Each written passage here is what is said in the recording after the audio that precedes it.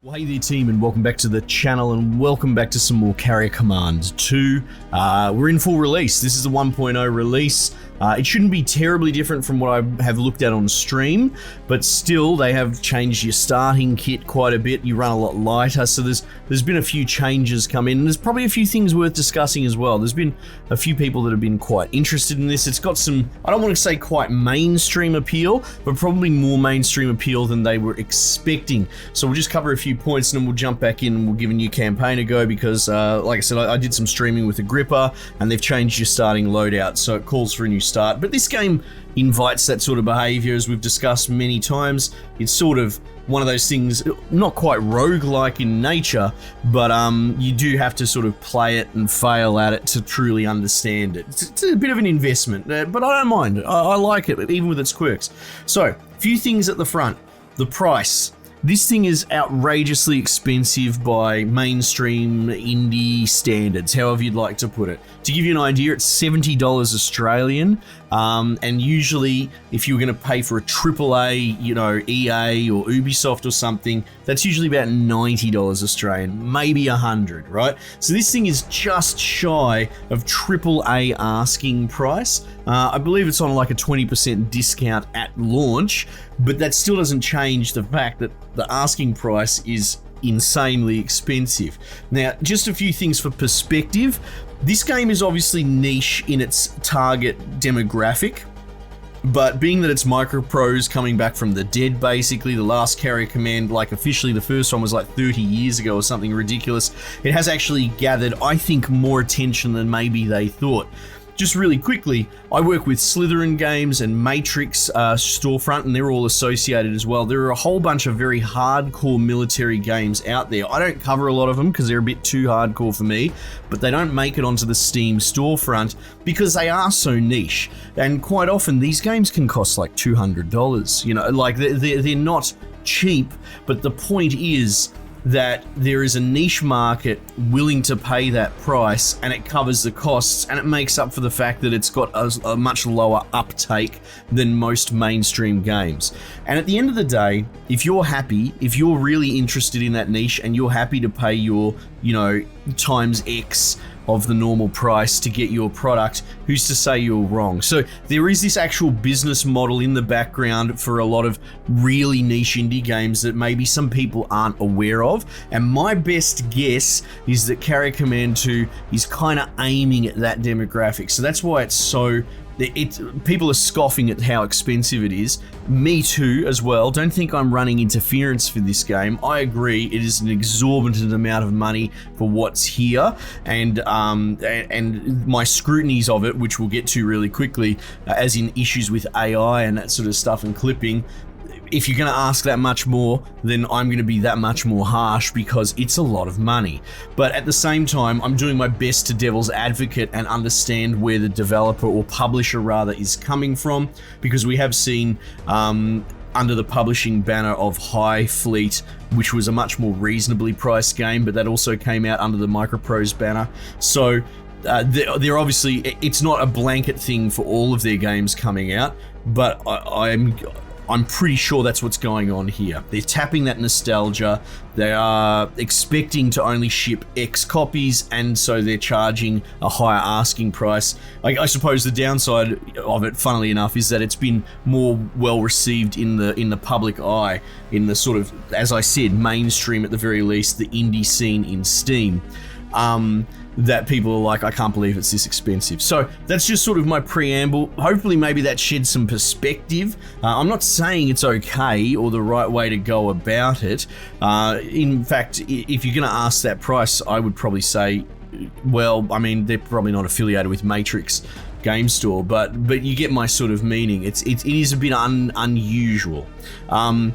Couple that with the fact that you might be interested in this, looking at this game. This is great, but not only do you have to fork out $70, but the best experience for this is probably the 4-player co-op all running a bridge together, or at the very least a bunch of mates all running a different carrier together. The point is, you got to convince a whole bunch of the other boys to fork out AAA price for this game that's not a AAA game, and it's got some big problems. So anyway, I know I'm sort of front-loading a bit of information, but this information has come to light on the launch. And as much as I've enjoyed covering this game, and I do still love this game, and I'm happy to put more videos up if people continue to watch, you know, there are some elephant in the room things to be addressed, and it's that, and especially that the developer was very cagey about the price, right?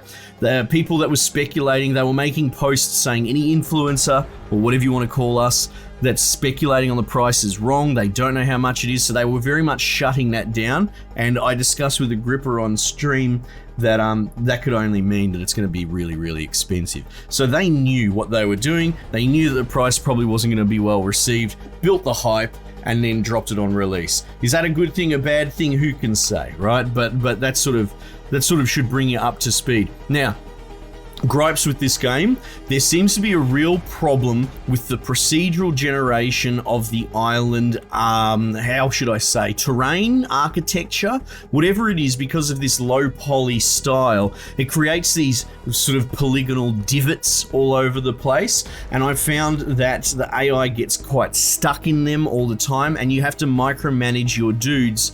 And for a game that's supposed to be about being a strategic top-down game and you're hands-off, trying to let them, you know, you set the waypoint and fire and forget, right? You have to babysit these guys quite a bit because they'll get caught in a tiny divot or on a corner of a tree and they just stop. So you have to watch that, and like I said, that it might get a pass if this game was a quarter of the price, but that's a big, you must know that going into this game if you're going to fork out for it. So, and I can only assume this is tied to it, but because we obviously have tides or tidal flow going up and down, sometimes you have situations where there are pockets, sort of sandbars on islands, around them, in them, and the vehicles end up in there, the enemy vehicles, and you can't hit them. They can't get out, you can't get to them, so you have this weird clipping. Along with that, the AI pathfinding's really subpar. Like, I understand the game's probably asking a lot on that scale, but even from its contemporaries, I find that the AI is, it's fucking sus, right? And so your stuff gets stuck on everything. The amount of times I've lost airplanes to mishap, and not necessarily because they, you know, I've launched them in inclement weather and driven them into a wave. That's fair game. But we did see on stream, we watched as I had a helo repeatedly try and land on the deck, and for whatever reason it couldn't line up. It kept lining up, 3 or 4 meters to the starboard further each time. Like, it consistently was misaligning with the ship. So my point is that AI, for this price, for the type of game that demands so much heavy lifting from the AI, there's something really wrong, and I'm not 100% sure if it's the AI or something to do with the generation of the islands. Anyway, I thought I wanted to address that. I'm not exactly a hard critic. I don't exactly do reviews, but I have covered this game a lot, and I kind of feel like there's been a bit of a fucking surprise at launch around a few things, so I wanted to address them because, you know, I've got my name kind of associated with this game now a bit, right? Anyway, so let's put that out there. This is only, but as I also said on stream, the dudes that are gonna get this, that were hyped for it, they're probably gonna pay that price anyway, right? That same dude is the guy that's gonna play this for 6 months, 12 months, probably with his mates as well. He's not someone like me, an eclectic indie game collector that buys all the $10 indie games and plays all of them as well. So I think the target audience probably only buys games once in a full moon, and this is a perfect thing for them, and the price point's probably not an issue. But like I said, it's worth addressing because a lot of more normie gamers like me, more casual types, are really turning their nose up at this, so they're not loving it. Anyway, so we're gonna jump straight back in. Let me see. So I'm gonna start a new campaign. I'm actually not gonna put it under campaign, I'm just gonna do custom, right? That way we can skip the tutorial. The tutorial's cool, all right?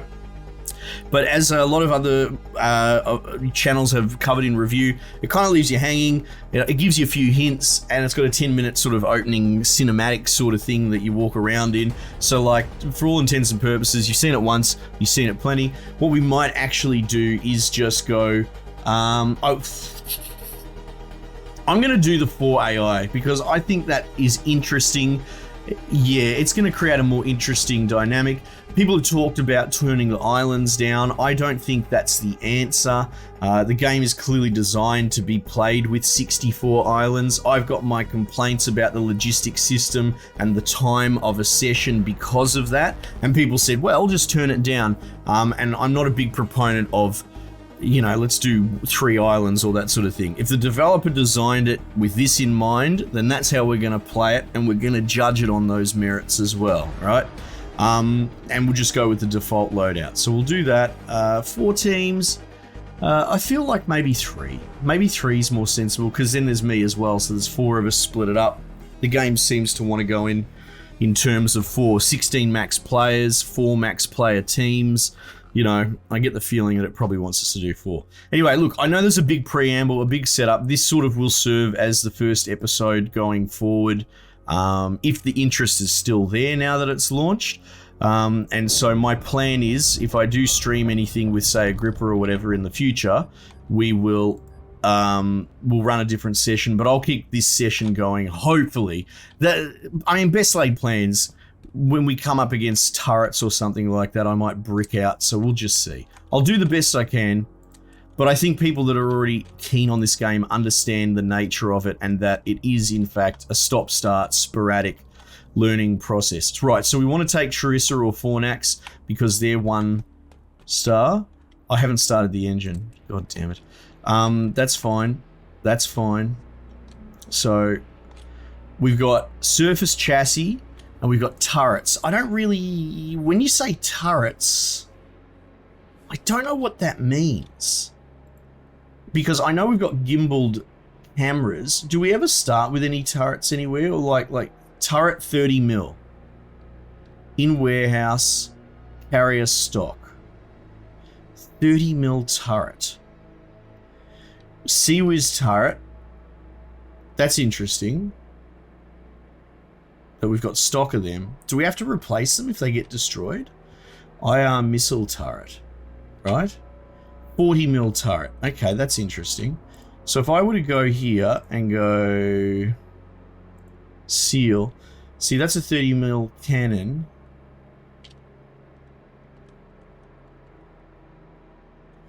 Because it said that we have turrets on board, right?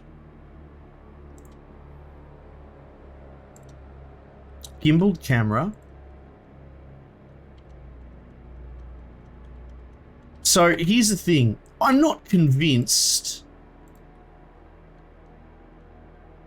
I'm not convinced that we have the frames to handle any real turret loadout.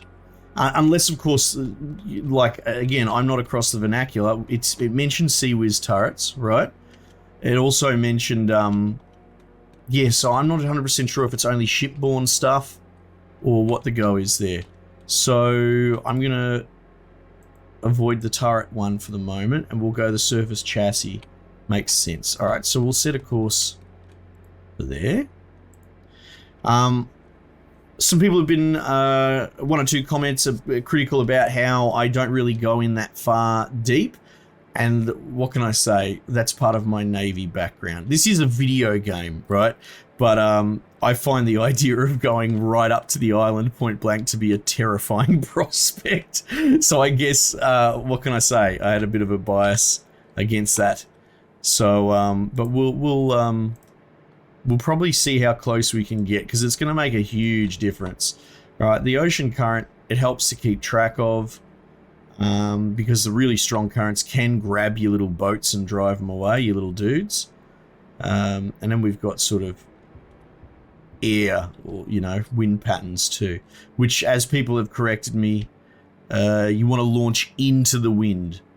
So I appreciate all the feedback there, because that's not something I'm familiar with. So what's the approach here? Now, also, the AI tends to outpace me rather quickly, and I'm not 100% sure. I've heard people say that, like, in the original game, the AI kind of cheated. We're talking about a 30-year-old game, but, like, the way that the carrier interacted with ships and all that was actually very, very different to the way that your carrier would. I mean, I don't know. I'm not...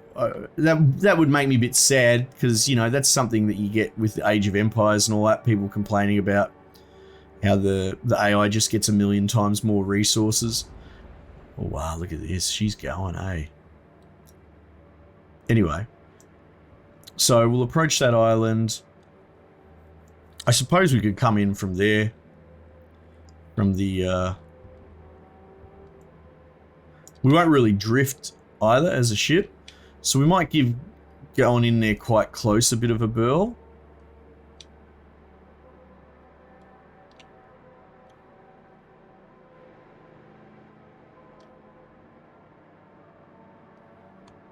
Jeez, we've got some big waves, haven't we, coming up?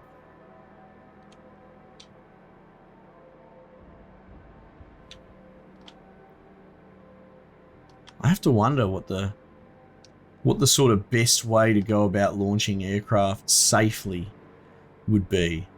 You know, because it's kind of, you kind of have to eyeball the wave behavior. See, we probably don't want to launch something there, you know?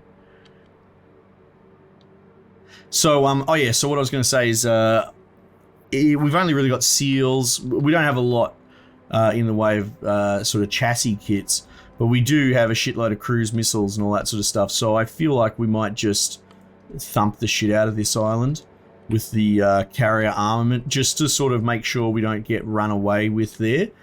Maybe, you know, maybe we end up with a situation where we run out of a lot of the carrier, you know, the 160 mil and the cruise missiles, but maybe that's better. Maybe we just dump all the good juicy stuff to get a logistics foothold going early. Who can say? And you know what? That's the beauty of the game, right? That's working it all out. Yeah, I won't bang my drum about the issues. I took the time to address all those issues at the beginning. I think it's fair criticism, especially as someone who's a fan of it, right? So, like, I don't know if I'll really... I mean, beyond comments, maybe people have questions or anything like that. I'm happy to readdress that maybe on the next episode. But I'm not a hate baiter. I'm not a hate clickbaiter. I'm not a negative person. Usually when I really bash a game, the video doesn't go up on the channel because I just don't like being negative.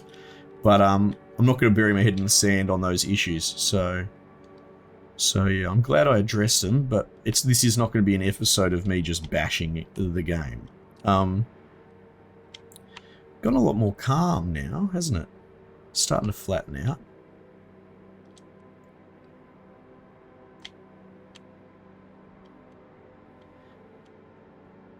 I really would like to get in close if I can, but I feel like even the 30 mils on them are gonna cause trouble. I'm pretty sure they still tickle the carrier. You know, tickle it to death, as it were. Yeah, right, okay. So we're pretty much going right angles across the depth lines, and I wonder if that does inform the way the waves behave. I've talked about it ad nauseum, but like this sort of feedback, it's not really, I wouldn't call it super realistic, but from a gameplay, this is fantastic, right? Like having, like maybe it's as simple as the waves flow in such a way that we're seeing now, you know? If you're going 90 degrees through your ocean depth indicators, or ocean current rather, sorry, that you're just going to have a bad time. But that's all part and parcel of figuring out how this game does it. It is interesting to see that they are going against each other. That's not the first time I've seen that. Though the weather systems and all that move independently too.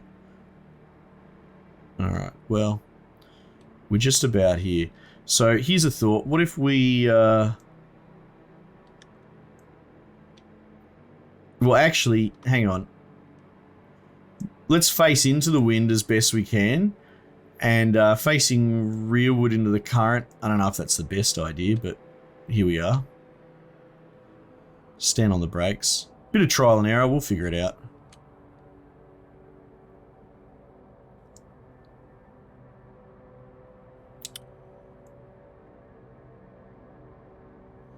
Yeah, it seems fairly flat, which is nice.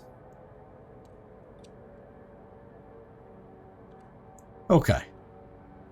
Let's lock the steering. That's pretty Gucci. I like that for the moment. Most importantly, we want to get an albatross up. Actually, we might even back her up. Let's put her in reverse. Throttle up. It's not really going to go super fast. We've got that depth detector. Albatross should be in A1 and A2. So we'll do that. Oh, we are rocking around a little bit. It's not that bad. Look at that weather system coming over now.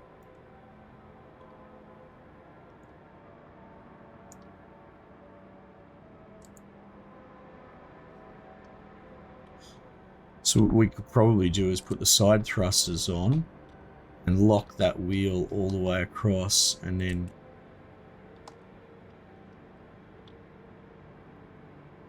yeah, there we go.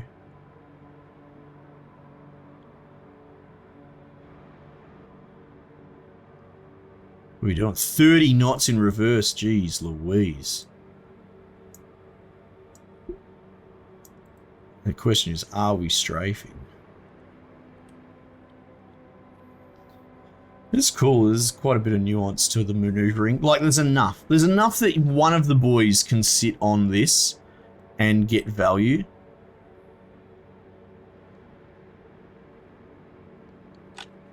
We don't need maintain heading locked in.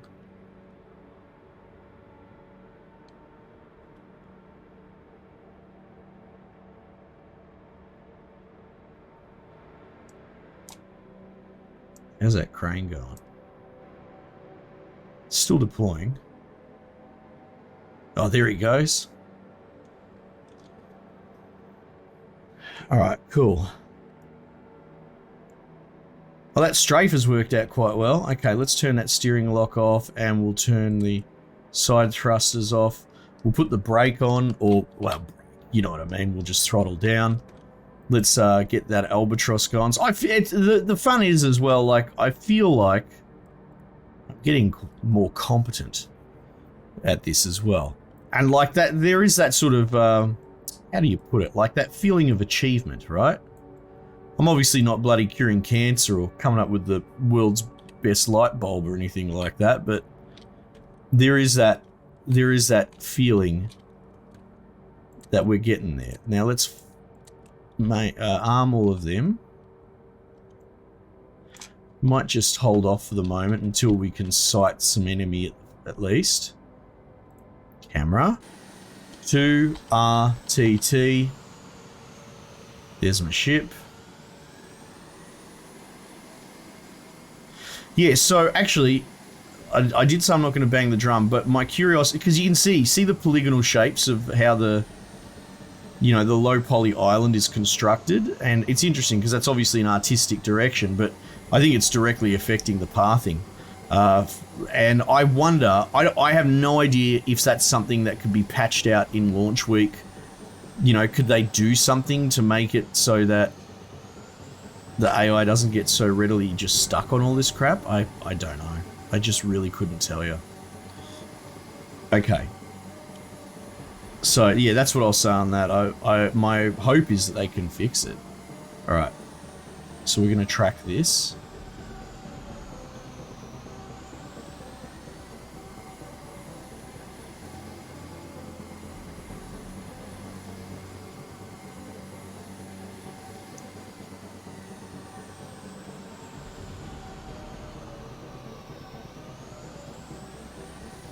There you go, shots away. Oh, that worked out fairly well.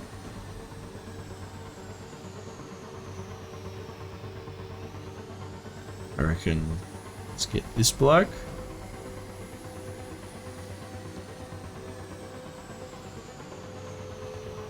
Yeah, because you seem to have a generous amount of the 160 rounds, right? Which is what we're hitting him with.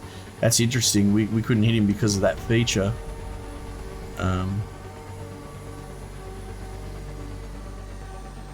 See how that goes.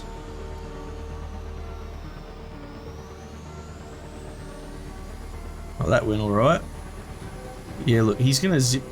Oh, yeah. See, look, see how they bugged out like that. I don't know if our rounds, because our rounds will be firing quite flat. I don't know if our rounds will get over there.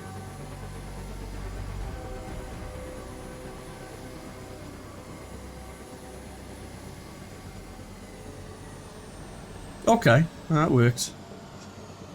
Oh, this guy's coming out to play, so we should be able to get him there. Alright, so the gun's kind of dry there. Okay, that's nice. We've still got a 1 or 2 up the back. And if you see here, that's the deck gun there. But she's slowly being rearmed from below deck, right? So Virus Bot, I think we could get away with just sending him on his own, S1. Worst case scenario, we have carrier support, and we could always send in a helo to try and peel anything off of him that causes trouble.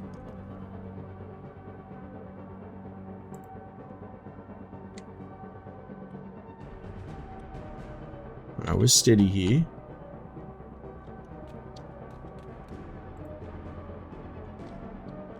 There he is. So we'll just drag him straight in like that.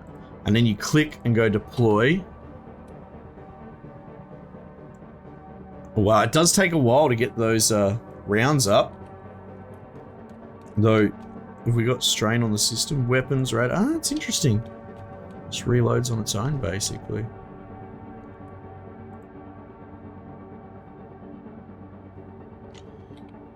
Well, we might even put a cruise missile on him, to be honest, because we're not going to get a full barrage. And I've got him. I know it's overkill for this dude, but as far as I can tell, that's the only other enemy left. So let's just put the missile on him. Carrier missile. Oh, there's 2 of them. Interesting. Okay. Away. Now missile is loose.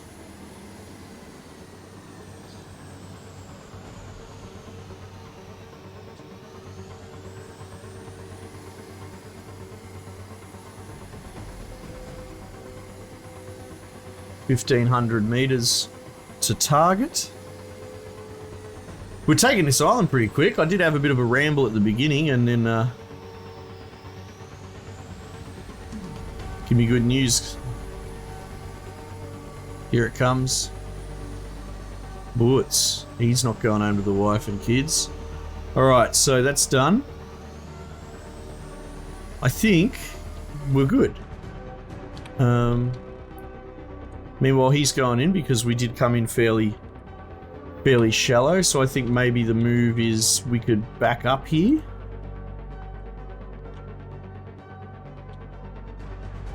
I'm curious how it reverses.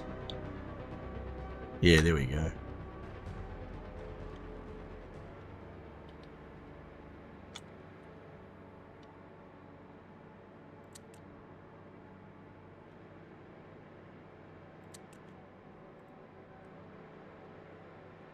Oh, that's the most zoom that I can get? Okay.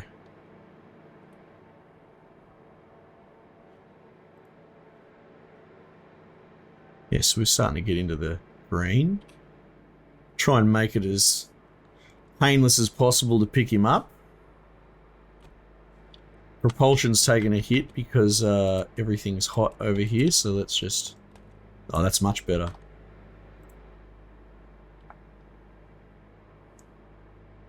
I guess the big downside here doing this on my own is let's see if that starts turning. Clever. I like that. And you can just turn it back on. Nice. That's pretty good. So we'll turn that off. We'll turn that off. Getting good at this. Make sure he's not copping any rounds or anything like that. Certainly doesn't look like it. Seems like we've pretty handily cleared that first island. So that's not bad. Still keeping an eye on that depth sensor.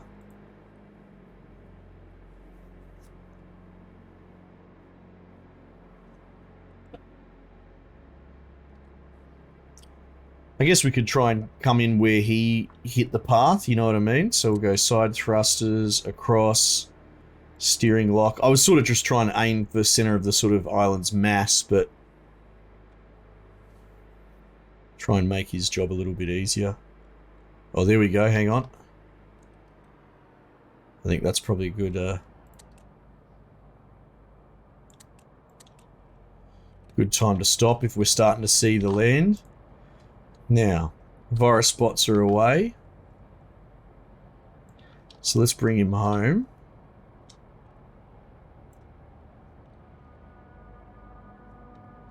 Yeah, that works out fairly well. I think we've cleared the island for the most part.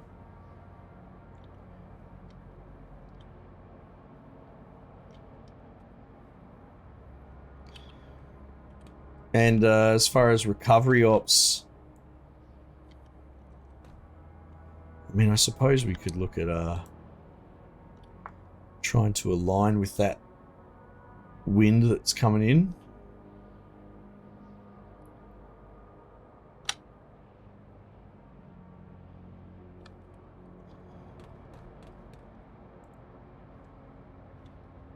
Bring this thing home. Look at that, well-oiled machine now.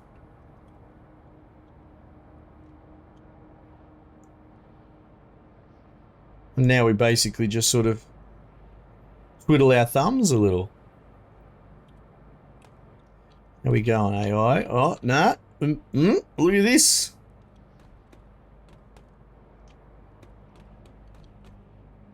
Alright, so she's coming in on her holding pattern now.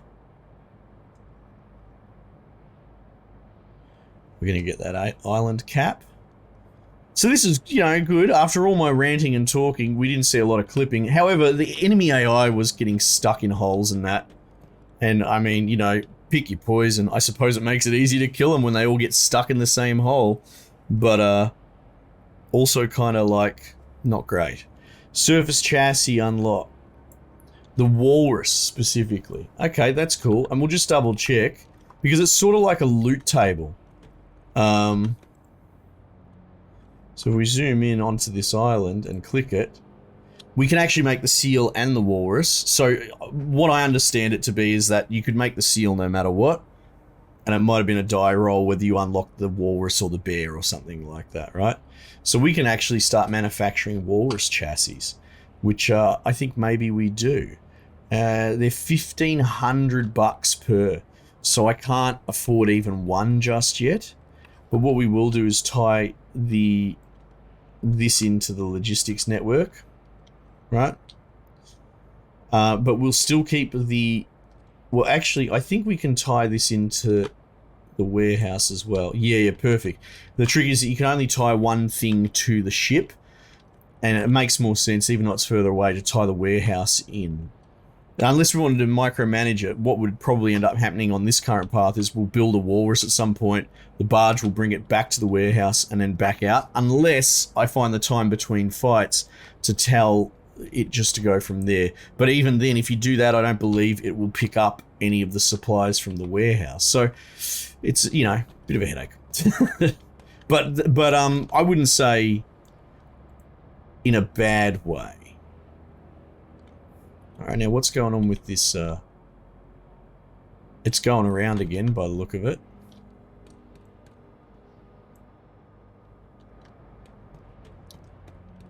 Let's just confirm a successful landing. And then we might get on with it. Alright, so she's going around again. Come on. In you come.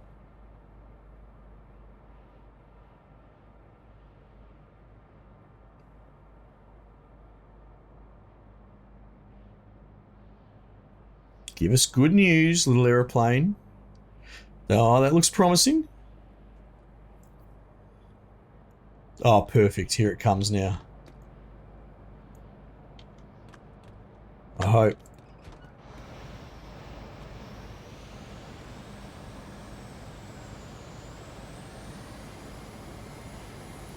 Yeah, now look, I don't want to be too harsh. I don't know how difficult it is making an AI do that on its own, landing on a carrier. And that said carrier can be in all sorts of different wave positions all over the procedural map. Like, it sounds like it's probably pretty hard, right? But like I said, you want to ask that money, you gotta get it right. And the virus spots have worn out. And look at that, we got the island before anyone else. Oh, finally, we're moving at winner's pace. All right, cool. So we'll probably stop there for the moment. Like I said, we'll see, because, you know, now that the release is out, maybe interest has died down, but this would establish us properly starting a playthrough now that I have my head around it, now that we're in release build with the new lighter loadout, and that we've discussed the sort of issues going forward. We'll see. So make yourself heard if you're still interested in this, because I'm happy to bang out an episode a day, basically, as we slowly work our way through this campaign map. And let's see if I can take the second island as smoothly, because I think that's it. One and done. The rest, it's all going to be downhill for me from now. Alright, team. Thanks again for joining me. I might just leave it there for the time being, and I'll catch you guys on the next one.